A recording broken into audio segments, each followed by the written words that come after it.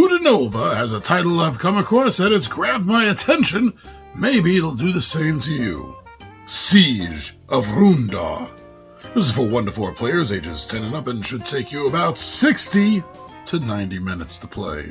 Since time immemorial, the mines of Rundar have supplied gold to generations of dwarves. Today, only a handful of them remain, guarding the fortress surrounding the entrance to the old depleted mine. Or so it was thought. This group of dwarves has been fortunate enough to accidentally stumble upon a new vein of the purest gold. They have managed to extract a small treasure. Unfortunately, just as they were about to set off to the safety of the nearest stronghold, they discovered that the old fortress of Rundar is surrounded by orcs, who are willing to do anything to get their hands on the precious metal. Now the dwarves not only need to defend the fortress, they also need to dig a tunnel under the mountain to escape and get their hard-earned gold to safety. The Siege of Rundar is a cooperative game for 1 to 4 players who take on the role of dwarves, charged with defending the walls of Rundar and the treasure that they keep within. They will have to face orcs, goblins, trolls, fighting in hand-to-hand combat against those who manage to get past the walls and shoot from a distance at those who try to enter. A deck-building system allows the players to upgrade their weapons and tools, as they must hold off the raiders long enough to build a tunnel to escape the terrible siege that they have been subjected to, and to get their treasure to safety. Woo! You can feel the tension there in that blurb from the publisher about this game.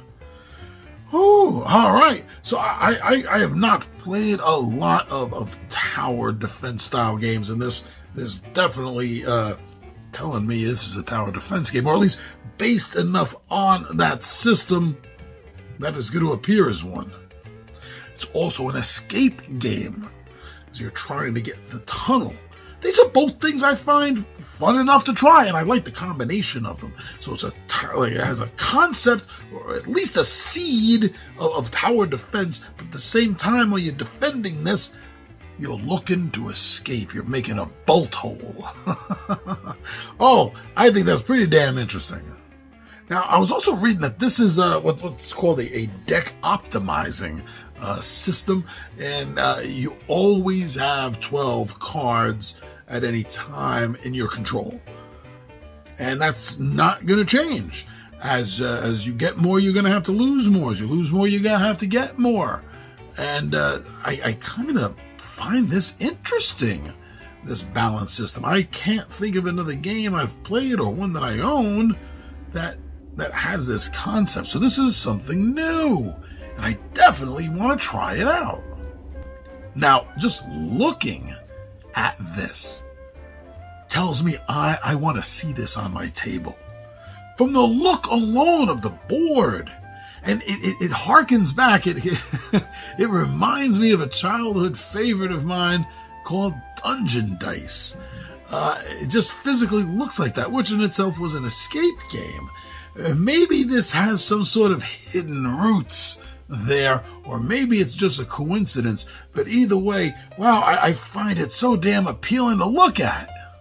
You know, and the fact that this is a game that can be soloed, which seems to be a back and forth but continuously coming back to important factor these days. So that definitely helps to get it down to the table, even in the roughest of times. Whew. And wow, just look at that board. I still can't stop talking about that. I love looking at that. So those are the main reasons that looking into this game, I know I want to try this. I know I want to get it to my table and play the game. Ooh, so I've gotten my information. I've tried to give you some. Maybe you need a little more. Maybe you want to go find some more information on this game. Maybe you've enjoyed what I've said. You enjoyed some of the pictures that you've seen. Inform yourself a little bit more and make up your own damn mind. But for me, I know that this is on my radar to hopefully get to my table. So please find out more information on Siege of Rundar.